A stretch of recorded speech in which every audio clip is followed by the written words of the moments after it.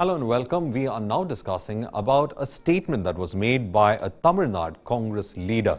A Congress leader in Tamil Nadu is in the eye of the storm after he warned that he would chop off the tongue of the judge who sentenced Rahul Gandhi to 2 years in jail for criminal defamation. The district head of the Congress in Dindigul made the statement at a public meeting.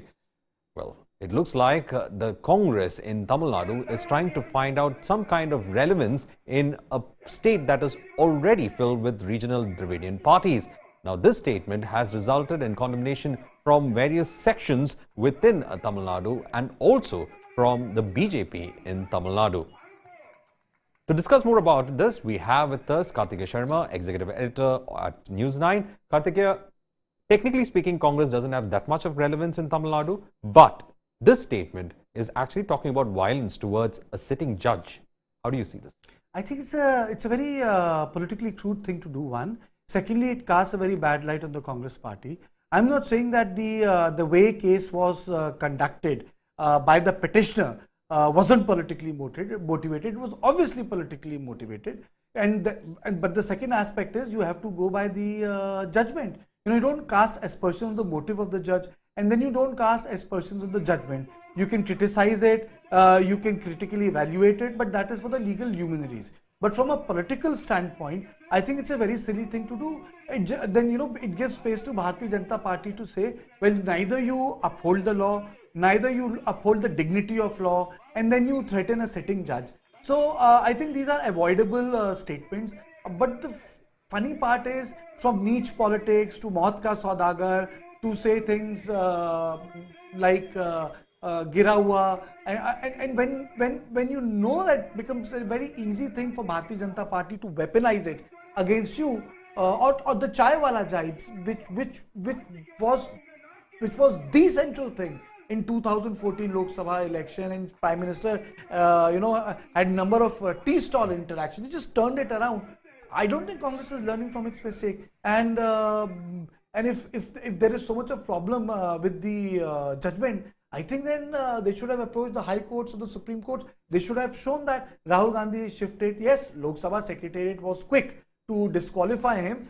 He didn't get the same courtesies which the previous BJP MP got. But that's what politics is. Who said politics is fear? Indira Gandhi would say that there are foreign powers interfering in the country when opposition was organizing itself. So I don't think you can say that you need a fair ground in politics.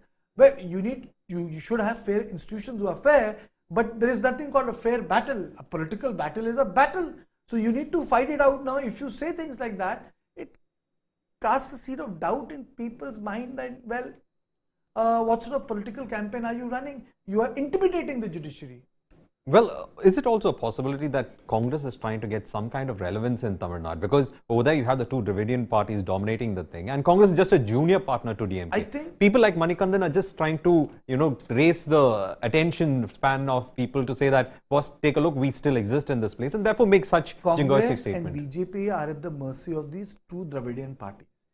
ADMK has done a mistake by running to New Delhi and giving the impression that the Prime Minister Modi will sort out the differences. I think they have done a political suicide there. Because the nature of the Dravidian politics require a powerful politician like Jayalalitha and MGR. So I think they have made a mistake. DMK, on the other hand, has not accommodated Congress party. Do you have ministers of Congress in Stalin's government? No. No. They don't cede an inch. Not even a courtesy membership. So Congress is an outside force. Congress is a good addition.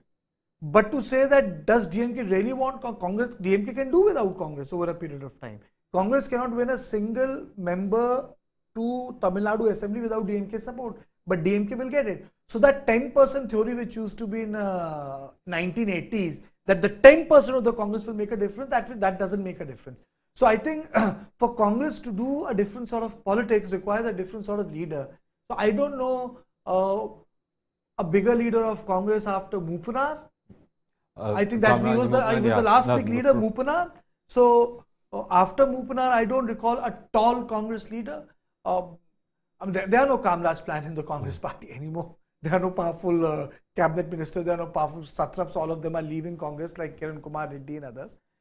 Even Rajaji's grandson left, Keswan. So I think it's in pretty bad taste. And I think it creates a wrong audience on social media. And I think that needs to be curtailed. Well, we were also talking about how narratives are changing. Rahul Gandhi has been speaking about how institutions are being taken over and how the narrative was pushed forward saying that these institutions are now becoming BJP institutions. But then when he asks you to respect a certain institution, some of his cadres go ahead and attack the very institution he says he wants to protect. A dichotomy of sorts. You see, Prime Minister weaponized it. He said, "Log mujhe kabr mein le jana chahte hain." When PM says this, he is still playing on that underdog thing. I believe Prime Minister is not an underdog after 9 years. He is on the top of the food chain. Rahul Gandhi can be an underdog, and look at the irony of politics. Rahul Gandhi still comes across as an entitled guy. And there are multiple reasons. I really don't want to get into the debate because he couldn't sustain himself as a president. He disappears. Even when he went to Cambridge this time for 3 days of interaction, he came back on the 16th day. So those issues are there, but I think plainly this is in very poor taste, and Congress should be mindful of it, that this really doesn't play out well for them. Well, Congress needs to be quite mindful of how this is in fact playing out when it comes to making such statements, and especially when they are trying to push a narrative. With that, it's an end on this discussion. Stay tuned for News 9 for further programs.